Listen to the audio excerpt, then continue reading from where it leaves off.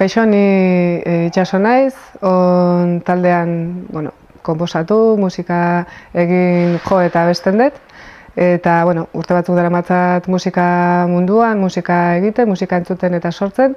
Eta, orain banator beste proiektu berri batekin.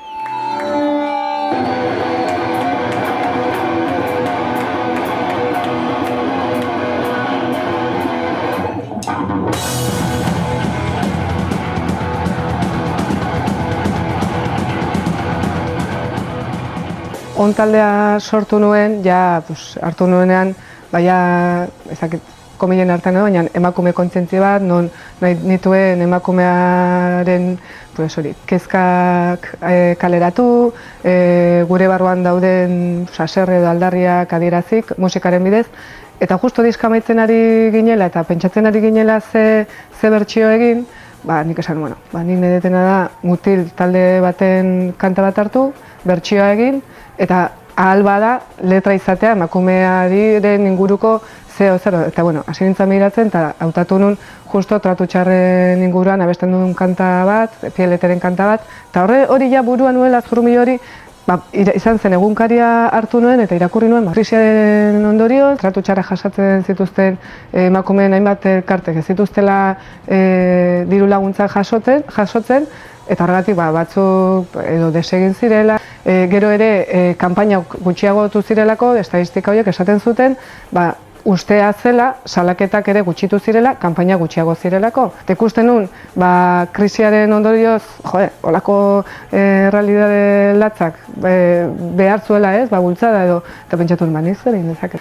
Eta buerari buelta batzuk ematen hasi nintzen, eta bururatu zitzaidan proiektu hau. Ni gaztetan bizi izan nun, garai bat musika espreski aldarriarentzat erabiltzen zen. Ni niretzat entzule bezala bai izan da beti, barneak askatzeko edo baliabide bat. Gero niretzat jotzea magikoa da, azkenan hori da, nire mundutik desagertzeko erabat eta barruak ustutzeko erabat. Eta niretzat ere askotan aipatzen dut emakumetu nahuela. Ze olako herri baten, non hain emakume gutxi dauden eta jendearentzat oholtzan zauden momentuan zaren emakume eta musikari, ez musikari eta gero emakume, azkenan emakumetzen zara, derrigorrez naiz eta nahi ez izan. Hasieran pentsatu nuen bakarrik bilduma bera egitea. Bilduma osatzea eta Euskal Herrian egon diren talde desberdinei eskaintza hori eman eta behintzat ea lortzen nuen talde gutxi batzuk hori errekopilatu eta zede hori egiteko.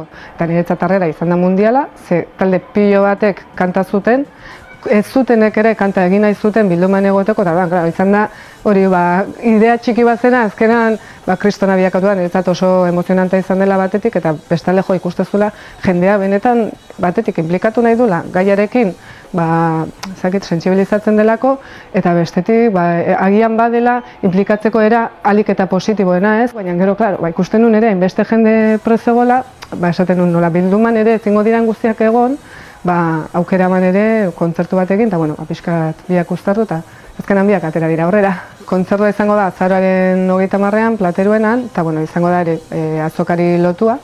Eta bai hor badaude 18 artista eta bakoitzak kanta bat abestuko du, batzuk bilduman daude eta orduan kanta bilduman egongo den kanta abestuko dute, eta beste batzuk dira artista ezagunagoak eta ez daude bilduman, baina beraien kanta edo beraien azitxoan bertan eman nahi zuten eta egongo dira. Gainera ere, irizpide nagusienetako bat ere bazan euskaraz abestea, igual oso karratu naiz, baina nik esaten Euskal Herrian egiten den proiektu bat bada, niretzat euskaraz izan behar du. Ipotzi nago ere horregatik ikusten detelako euskal talde asko, euskaraz abesten duten euskal talde asko daudela bai lan egiteko prest, ilusioz, edo gai honekin implikatu nahian, kontzertuan parte hartu nahian, abesti berriak nahi laguntzeko prest, eta horrek ematen dizu ilusioa ez, ikustea beretan jendala niteko prest dago, agian batutan ideia falta dira.